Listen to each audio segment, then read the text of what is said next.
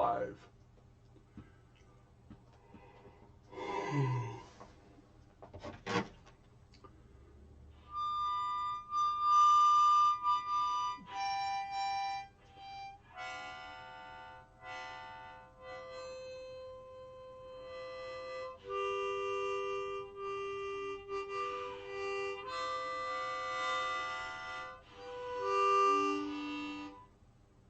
So we are, 4 months into this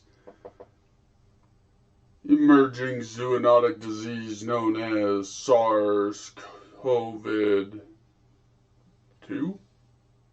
SARS-CoV-2? Or coronavirus and the craziness of things. Anyways, so I recently accepted a position. It's an IT service management leadership position. I'll be gaining professional experience as a service desk manager and systems engineer. Throughout my career in information systems and technology, I've not been in a leadership position. This was a good opportunity. Yes, there's a lot of risk involved, specifically with this pandemic, of which my physicians have said that when I catch it, I will likely die. It was a difficult decision, but what really made up my mind for me was my director had stressed the comment when I talked to him about applying for another job or interviewing, and for a retention offer, he stressed that if he says no, then his expectation is that I leave. So he said no, and I've been regretting my decision to resign and go to the new job just based on the uncertainties of life and the possibilities of continued spread of this coronavirus. Where I was at before, I could work remotely 4 days a week and on campus 1 day a week. Where I'm at now, I'm on campus 3 days a week and remote 2 days. But, oh well. Anyways, my wife bought me this book called You Can't Send a Duck to Eagle School. And I don't think that she thinks that I will actually read it. So I've set up the stream and I'll go ahead and start reading. I apologize in advance for the torture that will ensue. So inside the first page, or inside the cover, it says, ready to take your team to a whole new level? To do so, you will need experience of someone who has traveled the road you are traveling and came out on top. And You Can't Send a Duck to Eagle School, entrepreneur Mac Anderson shares his best lessons learned from more than 40 years of leadership experience in a fresh and engaging way. You'll learn how to hire great people, communicate with your team, and create a culture that's successful and fun. A great resource for any leader, You Can't Send a Duck to Eagle School provides the simple truths of leadership. Read it today and put it into action tomorrow. There might be some rule about reading books without authorization. I don't know. So if that's the case, for all intents and purposes, the reading of this book is for my educational experience as well as personal use. This video serves the purpose of documenting my process of reading the book and reading aloud. So the contents and the chapters. There's the introduction. There's leadership would be easy if it wasn't for people. Change is good. You go first. Accept your limitations, and you will expand your potential. Forget real good. Remember, feel good. Attitude isn't everything, but it's pretty darn close. The road to success is not always a road. You only get one chance to make a good impression. Eat that frog. Less is almost always more. Get a second job. Wisdom is knowing the right path to take. Integrity is taking it. Define your moment of truth. Companies don't succeed, people do. Expect to win. Quality is the mother, and we don't mess with mom. Know the power of one page. Even eagles need a push. Burn brightly without burning out. Turn up the fun-o-meter. One thing that changes everything. Know the power of humility. If you chase two rabbits, both will escape. Communicate, communicate, communicate. Luck is partly the residue of design. Patience is bitter, but the fruit can be sweet. Know the magic of pulling together. Recognition is a need we all crave. Identify your core values. Walk your talk about the author. I shall pause and return when this jug is full of water. My apologies, but I'm going to need some fluid.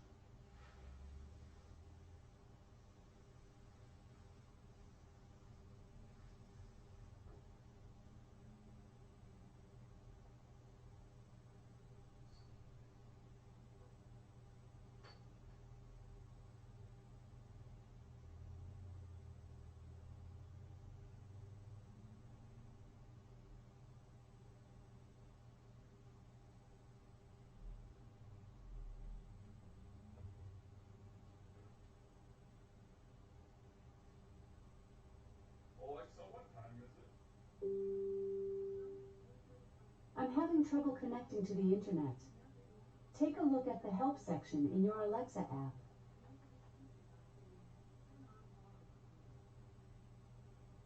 Alexa, turn off. Oh, my.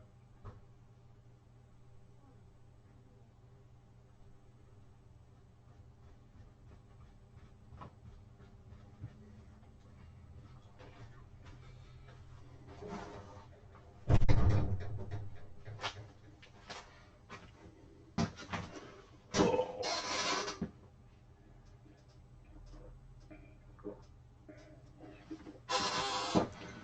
Seems like my day's been a waste. And apparently, I've dropped 27% of my frames over the last 2 minutes.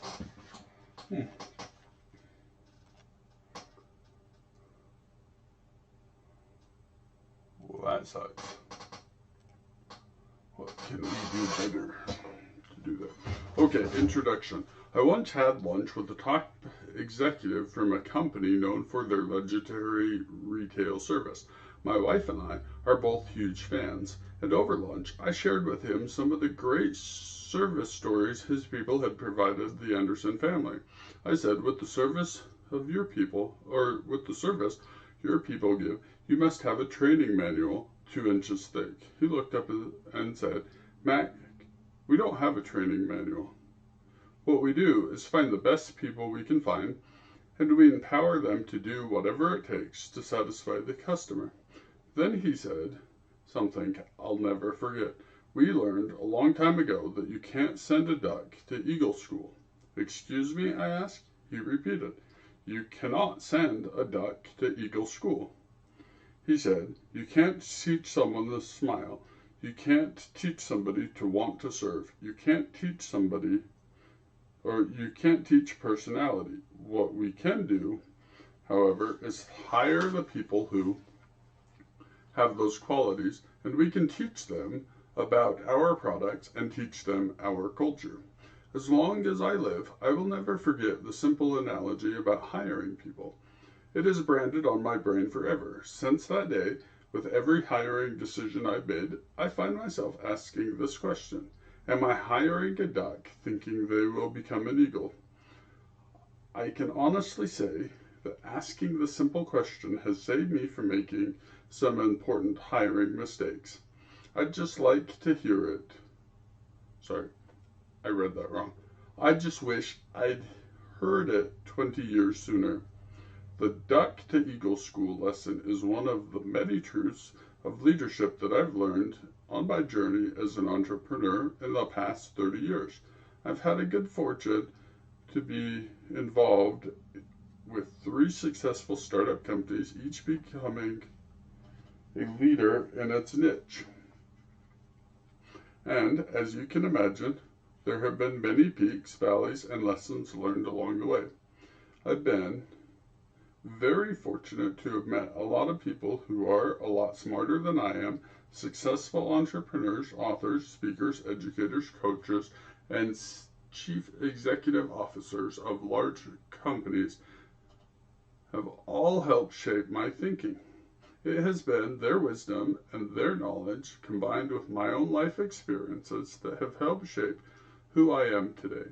My goal with this book is to share some of my lessons learned in a brief but engaging way, because so many times it's not what is said, but how it is said that turns the switch from off to on.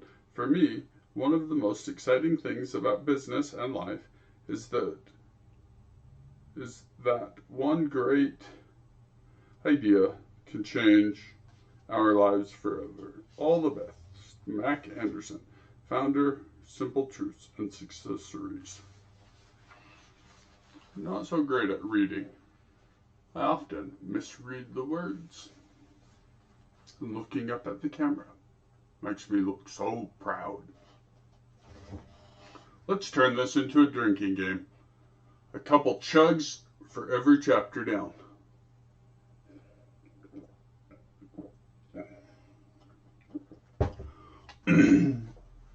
Leadership would be easy if it wasn't for people. There's one question that employees will love to have you ask. What can I do to help?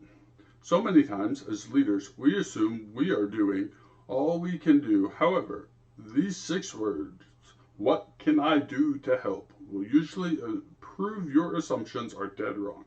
The question should address 3 areas. What can I do to help you serve the customer better? 2. What can I do to make your working environment more pleasant? 3. What can I do to help you better balance your work and family life? Obviously, it's important to let them know up front that you may not be able to help with everything they ask, but you will do what you can. In other words, a chauffeur to and from work is probably out of the question. You will, why don't I say you will? Every place I see you'll, because I'm not pronouncing you'll properly. You will usually be amazed to hear about a few small things that will cost you next to nothing. You may find their chair is uncomfortable, or they need a new file cabinet, flex hours 1 day a week, a new headset for the phone, a small space heater in the winter months. The truth is, the fact that you've taken the time to listen to their personal concerns is far more important in their eyes than what you will learn. Is far more important than what you will do for them. Gallup polled over 1 million employees who thought they had great bosses and asked them one question. Why? You got it. The number one reason was the boss was willing to listen to what they had to say. Never forget, it's the little things, not the big ones, that will earn the respect of the people. I think this is another one down. Don't know. Maybe it's...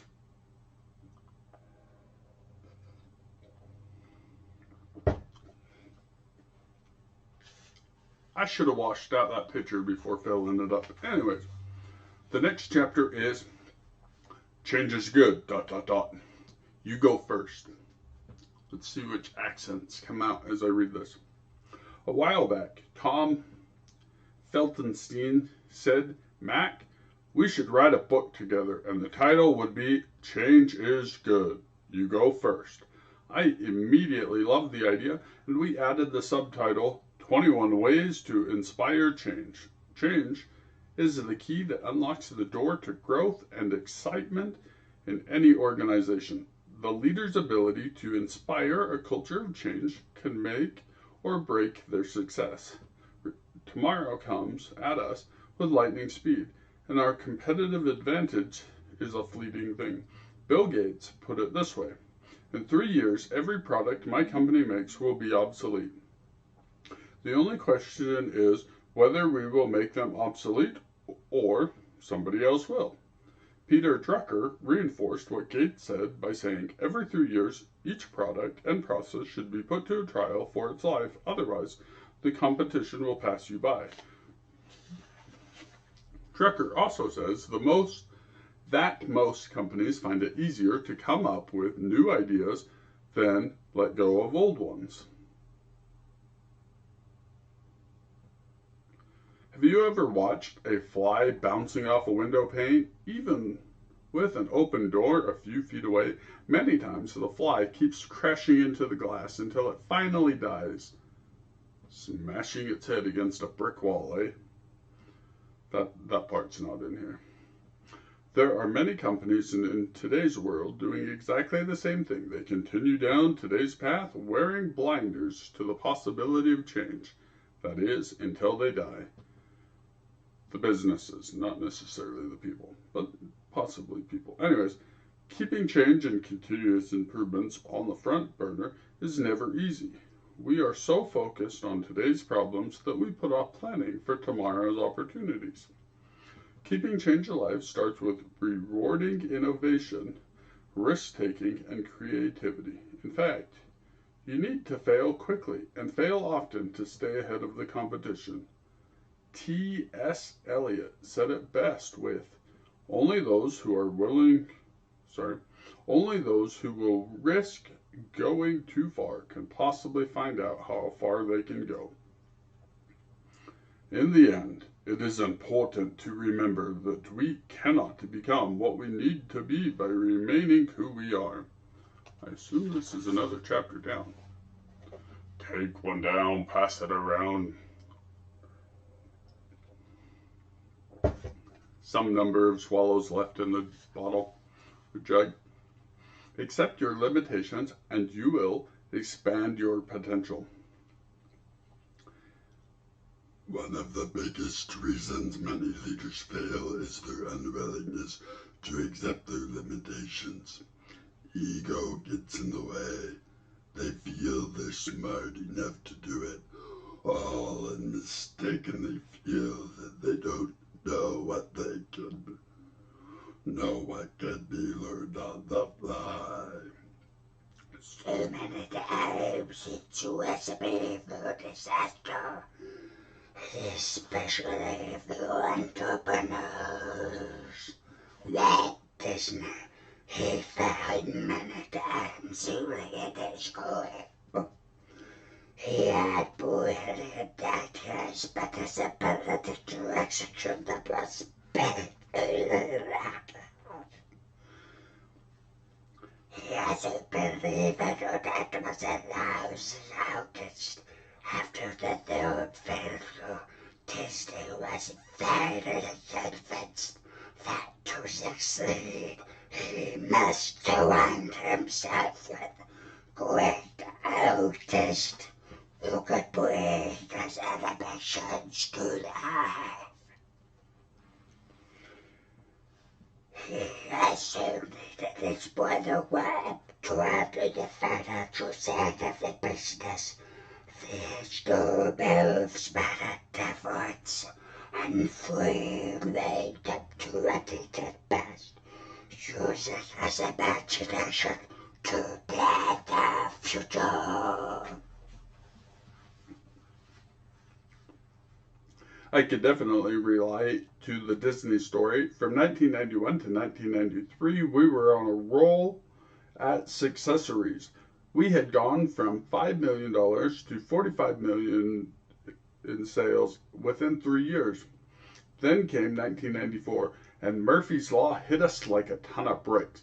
We had grown too fast and no longer had the right people or infrastructure to handle it. Early in 1995, I realized that I had to make significant changes. After a lot of soul surgery, I realized my strengths were people skills and creativity. However, my weaknesses were operations and accounting. To grow the business and rebuild the infrastructure, I had to hire good people who had been there and done that. People who could complement what I did best. This was a very painful wake-up call, but I learned some of my most valuable lessons in my life. I once heard a quote that offers every manager and entrepreneur food for thought. If your company mission is to geometry, which would you rather do? If you destroy the traders?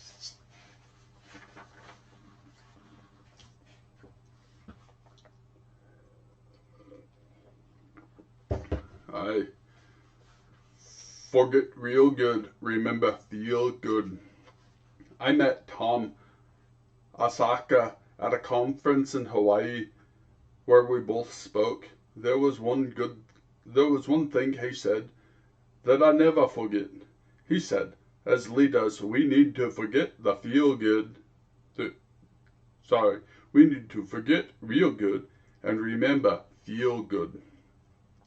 Today, he said, there are billions of web pages and they are going to go up every day. And he saw 89 brands of shampoo at Walgreens. Customers are stressed out from the information overload and conflicting information. More and more they are relying on their own gut, their own feelings to make decisions. In fact, he said, it's really a matter of how a customer feels about you in your business. What makes a difference is how your products make them feel about themselves and their decisions. Every psychologist, them head doctors anyways, are smart money marketers. So every psychologist and smart marketer knows that people do some things that feel good. They'll do it over again, and it feels bad they won't.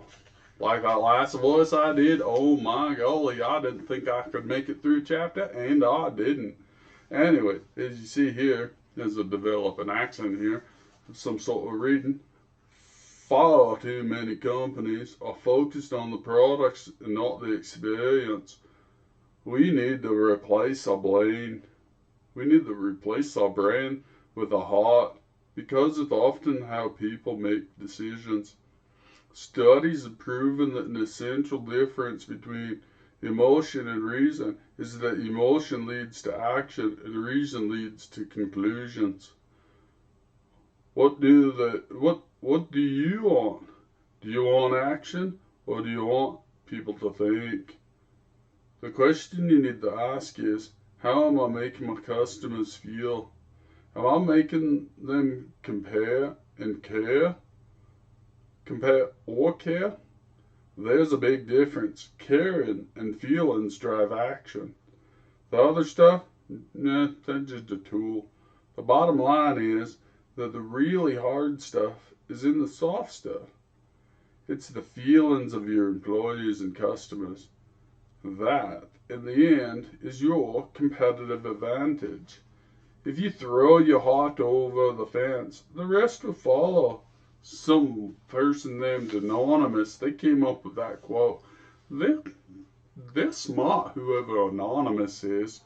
I see quotes about them everywhere, more than quotes about Abraham Lincoln saying things on the internet and Albert Einstein writing things in chalk on boards. Anyway, let's go chug some water and get back to this reading. I might continue this.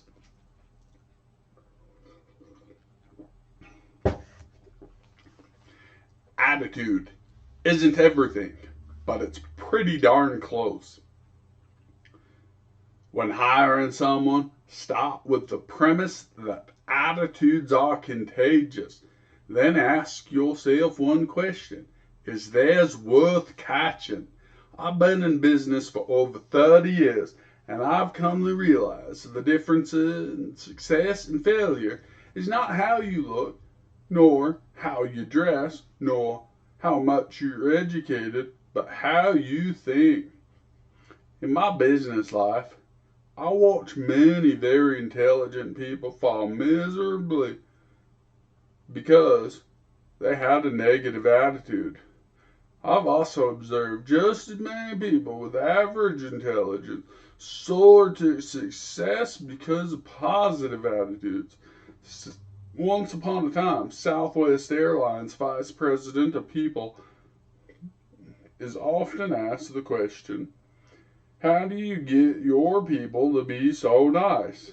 Her answer is always the same: we hire nice people. It sounds almost too simple to feel important, but hiring nice people has been the cornerstone of their amazing service in a highly competitive industry. I won't say stewards and stewardesses is a competitive industry, but I don't know what I'm talking about. Anyway, back to the reading. They understand their competitors may be able to match their price and copy their business model. However, they feel that the spirit and the attitude of their employees will be extremely difficult to replicate. Obviously, they've never flown on JetBlue. Anyways, never forget, great customer service is only delivered by nice, passionate, caring employees. There's no other way it can happen. You know that anonymous person? Here's another one they wrote. They said, customer service is not a department, it's an attitude. See that anonymous person? They'd be smart right there. I think I deserve another drink. I could be anonymous. Except Google has my information, Twitch has my information, Facebook got my information. Heck, I'm fairly certain the NSA has my information. They probably know what's in here to drink.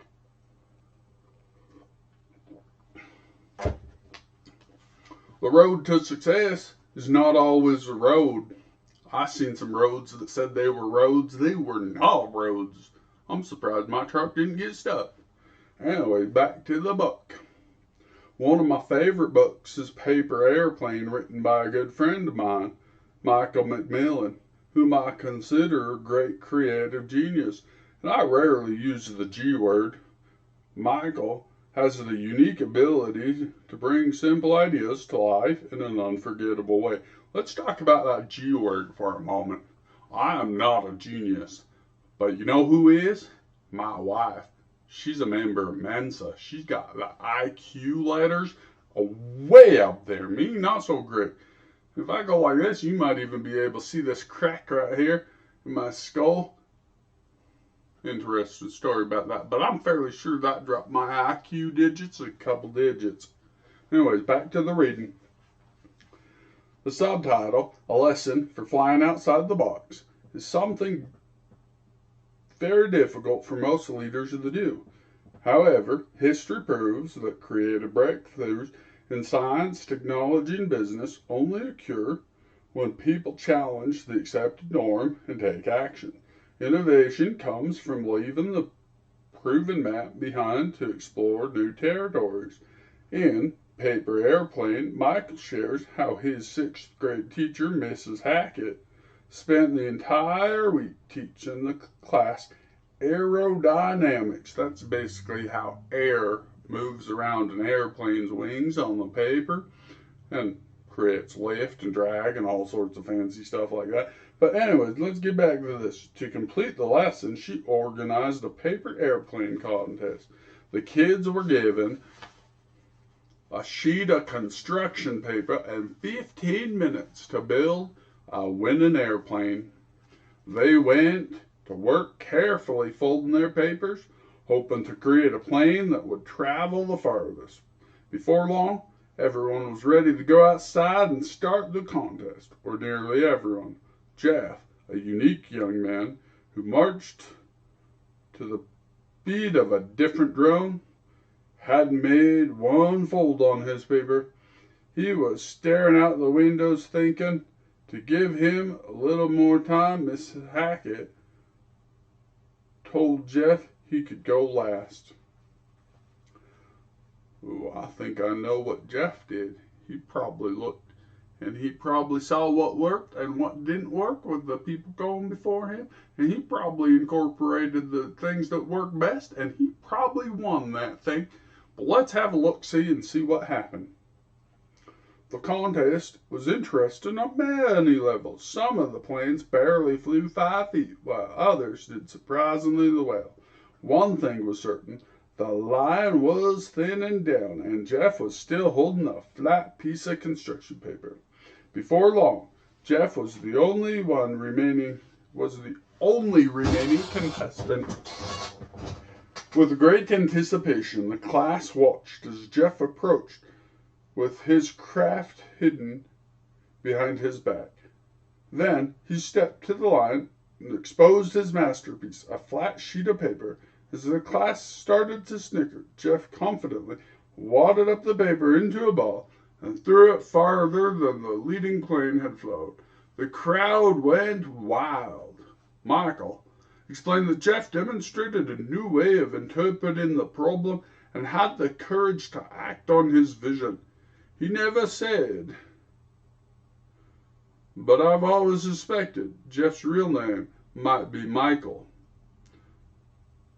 One of my favorite quotes that hangs on my office wall is, you cannot discover new oceans unless you have the courage to lose sight of the shore.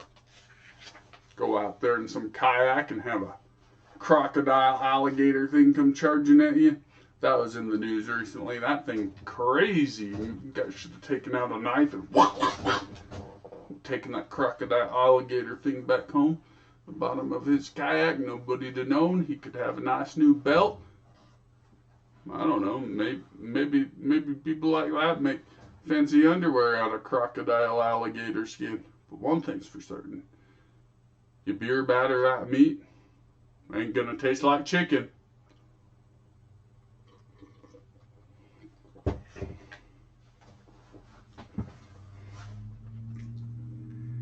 You only get one chance to make a good impression. I think I failed on that. At my new job. I went in there, fire hose, trying to catch all the information I could. Probably struck them as we just hired some incompetent bastard or something, you know. I don't know what they thinking. I worked with my boss there before. He's a good guy. I like him. I get smart osmosis like being around people like that. Keep me from talking like this and embarrassing myself. Check out my flowery wallpaper back there. I know I ain't finished the chapter, but I take another drink of this. High quality H2O. This stuff comes from the Jordan Valley Water Treatment Facility in Utah. The water before that comes through a canal or an irrigation ditch. I think it's an irrigation. Well, trace it back. Comes out of Deer Creek Reservoir. Comes here. There's interesting flavors in there because there be people that connect their irrigation system. Some places here have pressurized irrigation. Basically, they have a pump that water gets diverted out in an irrigation ditch or trench into a pump. That thing pumps it high psi. That's pounds per square inch. You know, the water flowing through here, like our city water, like 45 psi. You know, 5-6 feet below the surface. Yeah, we got different things, but people they be wanting to water their grass before that pump gets turned on. So what do? They think, hey, I have water at my house. I'll just take the water. Maybe they take the hose and connect it to a sprinkler system. And then that sprinkler system has also a connection for when the irrigation gets turned on, you know. So then they think, oh, it's fine. I water my grass in February, March, April, May. But maybe the end of April. Maybe when they turn on the ditches, water start flowing in pumps. So the pump kicks on. You got water in a pipe somewhere at 45 psi. Pump kicks on. You got water in a pipe at, say, 80 psi. What do you think's going to happen? Oh, well, if there's nothing going anywhere, it's the middle of the night, nobody's using water, well, the 80 psi water ain't going to force the 45 psi water somewhere. You're going to get mixing. Anyways, when you get mixing and somebody flush the toilet, you got to change the pressure inside that pipe. That nasty water, untreated water, just shoot right through the pump, goes in somebody's house. Next time they turn on the faucet, fancy algae, nasty water comes out of there. Some people won't even drink that water. That water out of there is not good for nothing. Animals, I don't think, drink that water.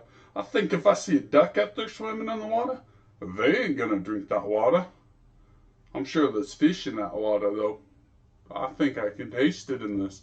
Anyways, somebody got an illegal cross-connection thing going on. Hey, I just got a text. Let's see if this text is something good. Oh, it's Costco saying I got another prescription due. Anyways, I'm going to go pick it up. Costco's open another 3 hours. Anyway, back to this reading. You only get one chance to make a good impression. And for those watching this video for the first time ever, I don't think I made a good impression. I don't think I made a good impression on my new job. But I need to change my attitude a bit. I drink some more water and get back to reading. Anyways, this water's nasty because people illegal cross connections, and I get the water and I just drink it.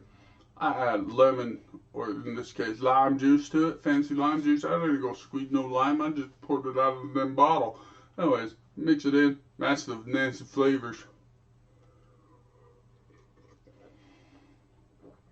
No moonshine, no alcohol, none of that needed. Just some fruity juice, water. Anyways, you only get one chance to make a good impression. Some years ago, I had dinner with a friend and met his wife Terry for the first time. I bet you he was flirting with Terry before he knew it was his friend's wife. But anyways, let's get back to this. Our dinner conversation led to the fact that I started McCord Travel, and she can't. And she said, I can't believe it. I used to work for McCord. She then said, I have such wonderful memories of the time at McCord, and I'll never forget how they treated me my first day on the job. I sold McCord in 1985, and my friend Bruce Black stayed on to run the company for the new owner, so I can take no credit for Terry's special memory. Terry said, there was something different happening from the moment I walked through the front door, more energy and more smiles than I was used to at other jobs. I was greeted by a nice young lady who said she was going to be my mentor during my first week, and if I have a question of any sort, she'd be happy to answer them. My first question was, where's the bathroom?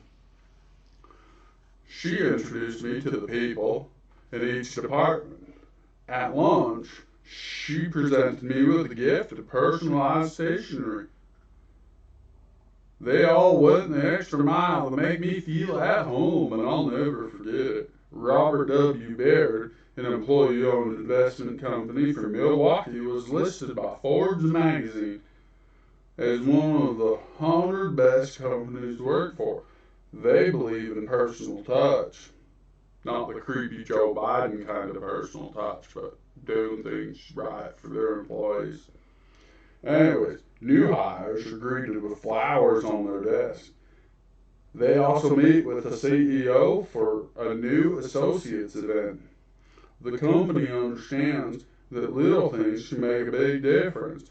Another first impression idea is to send a note with a small gift to the employee's home, welcoming them on board. Well, this way, employees' spouses, if they're married, is left with a good first impression as well. That way when the guy or whatever comes home complaining about a job, the wife already has good first impression. Just dismisses the random rambling and whatever of their husband about their job. Anyway, back to the thing.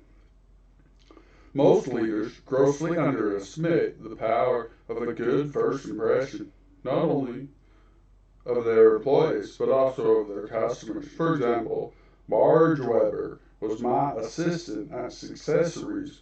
Among other duties, Marge was responsible for dealing with the various photography companies that we use for our prints, cards, etc. One day, she came into my office and said, "I've been doing this thing for a long time. This is the nicest letter I've ever received." She said she had just placed an order with Alaska Stock Images and received this letter a few days later. Here's what it said. "Dear Marjorie," hold up, I thought her name was Marge, not Marjorie, but let's get back to this. "Thank you for your recent purchase. We appreciate the opportunity to serve you and look forward to working with you again. We hope you'll enjoy the enclosed gift. Satisfied customers are our best advertisement. So I encourage you to give us feedback on how we are doing. If we ever disappoint you, I hope you will let us know. We'll do everything we can to make things right. In the meantime, if you have any questions or require assistance, please feel free to contact us. Thank you again for selecting us. It is our privilege to work with you. Sincerely, Lori Campbell, Alaska Stock Images." I wonder if they got stock images of me out there playing Bigfoot. Anyways. Now tell me, how long did it take to write this letter and send a small gift? The answer is not long, but the impact was powerful and lasting. It immediately separated this vendor from the competition.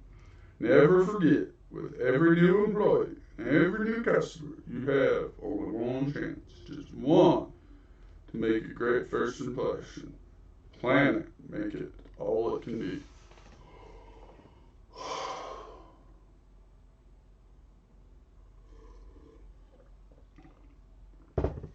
I'm about halfway done with this here pitcher of water. I don't know how many pages I've done. This is page 28. My butt's a little bit sore from sitting here on this chair, but also sore from setting my butt on the floor, putting in the floor last night in my parents' house. Anyways, here's another quote here. Somebody named Robert Half. I heard of him before. I think there's a recruiting company named Robert Half. Heard from them before. Anyway, giving people a little more than they expect is a good way to get back a lot more than you'd expect. Ooh, another one. Procrastination is attitude's natural assassin. Stabby McStee actually said, "There's nothing so fatiguing as an uncompleted task," said William Jones. This here one is called "Less is Almost Always More." Let's try this in what used to be my Dobby voice. "You shall not harm Harry Potter. Two of the all-time greatest coaches in sports history were the Red Usserbuck." I cannot do that. I give up on Dobby voice already. Two of the greatest all-time coaches in sports history were Red Usserbuck, who coached the great Boston Celtics basketball team in the 1950s and 60s, and Vince Lombardi, the legendary football coach for the Green Bay Packers. When I read their biographies, what struck with me was their keep it simple philosophy. While other coaches were teaching complicated offense and defense, both Lombardi and Auerbach only had a few plays, but this was the key. They executed the plays to perfection. Someone asked Auerbach what magic formula he had for winning games. He laughed and said, "Our secret to success is what I would call effective simplicity. Nothing complicated, in fact. We only have 7 different plays, and Bill Russell touched the ball on every one of them." Don't know who Bill Russell is. He sounds like a ball hog. But at least they won and probably shared the ball. Under Auerbach's effective simplicity philosophy, the Boston Celtics won every championship from 1959 through 1966, 8 years in a row, a record unmatched since. Lombardi's coaching philosophy was strikingly similar, and he only had 5 running plays in his offense, but like Auerbach, executed every play to perfection. He'd often say, "We don't fool anyone. The opposition knows what's coming, but they rarely stop us because every player knows his assignment and we've practiced it 1,000 times." Lombardi was fanatical when it came to teaching and reinforcing the basic fundamentals of the game. In his mind, blocking and tackling were the keys to winning football games. In fact, to make his point on fundamentals every year, he would begin his training camp by saying, "Gentlemen, this is football." Why is it called football? They hardly ever touch it with their feet. Anyways, winning is not a sometime thing. It is an all the time thing. You don't win once in a while. You don't do things right once in a while. You do them right all of the time. Vince Lombardi. Obviously, he's never played League of Legends. Or maybe, if he did, he'd win all the time. Me, I'll lose more games than I win. This next one is entitled, "Get a Second Job." You may have heard this, but I need to drink some water after that chapter. Sooner or later here, I'm going to have to go upstairs and use the loo and drain, because I just drank about a liter of water. Anyways.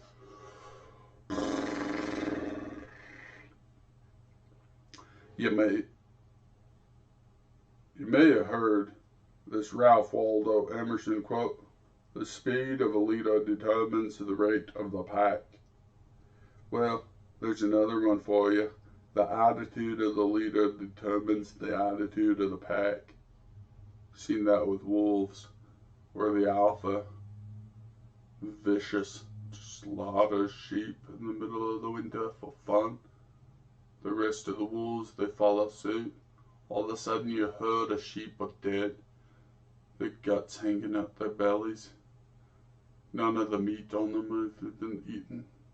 Killing for sport, all because of the leader. See that with the Democratic Party too. The leadership, terrible attitudes. Their followers getting sick, physiologically sick, based on an outcome of an election. Unfortunate. Anyway, back to the reading, less on the commentary. Because I'm the founder of Successories, some people think that this guy probably never has a negative thought. How wrong would they be? Like every human being, I have doubts, fears, and disappointments in my life. As a leader, however, we must manage our attitudes. Do we need to be perfect? Of course not. But we can never underestimate the influence of our actions and our attitudes will have on our team. Winston Churchill said, "The price of greatness is responsibility. The part of that responsibility is to stay positive whether you feel like it or not." Managing your attitude is a very personal thing for me. However, the most important factor is exercise. My attitude and my energy levels are directly tied to exercise. I could be doing everything else right, but without regular exercise, I can feel my attitude heading south, going south for the winter. I have a friend who at 65 looked like he was 55. When I saw him, I said, "Tony, you look great. That gastric bypass surgery must have worked just wonders for you." And he said, "I feel great. I got a second job." I said, "A second job? I thought your import business was doing well." He said, "It is. My second job is on the treadmill from 6 to 7 every morning." When I started looking at it as a second job, I showed up whether I wanted to or not. The pay is lousy. The benefits to my health and my attitude are so priceless. Exercise, more than anything, is a stress buster. And don't kid yourself, stress is a killer. A Carnegie Mellon research team showed that the effects of psychological stress on the body's ability to regulate inflammation can promote the development of a progression of disease. Therefore, if you're not proactive in busting stress, it's very likely to come back and bust you. On that topic, we've been stressing and getting stressed out about this coronavirus, this SARS-CoV-2 that some people think was made by the CIA and then released in China, and other people think that China made it and released it to get back at the US for the trade tariffs, or maybe to break up and shuffle, whatever these crazy people are even thinking. The mad reality is this whole COVID stuff stressing us all out. I think my wife's home, so I better stop talking funny and get back to closing the chapter and putting a page in here. Go find out my prescriptions. Maybe go Costco, maybe do something else. Anyways, I don't think that I can talk all funny with my wife home. I feel I might get judged about the way I be talking. But maybe I judge myself on the way I be talking, because I think I be talking so funny and silly. But anyways, I'm whispering now because I don't want to be heard, even though I'm putting this on the interwebs where my wife would see it and know that I saying it. But anyways, it's just all a bunch of crazy stresses, just like that coronavirus stress stuff going on out there. Everybody should wear a mask. Government should not be saying you have to wear a mask or I fine you under force of law, and I enforce that fine by busting you. They shouldn't be saying that. They should be saying, wear the dang mask.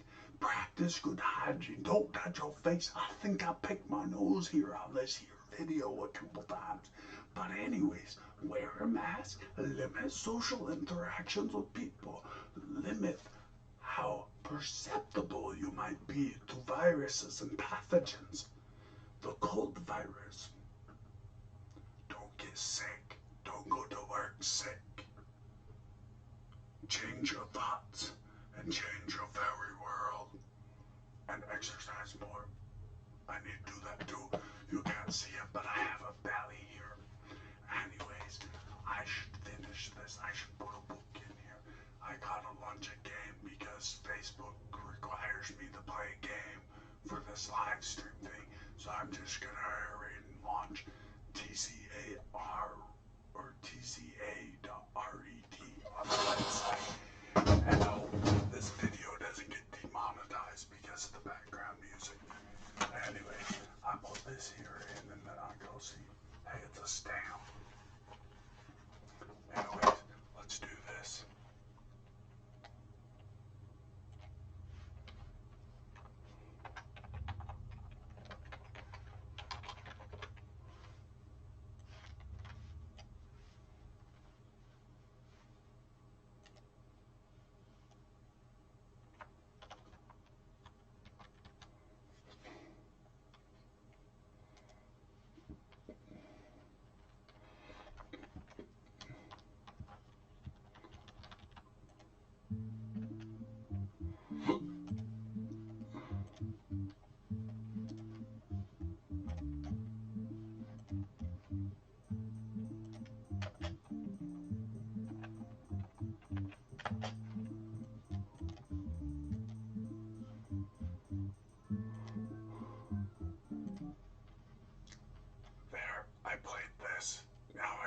close to my stream.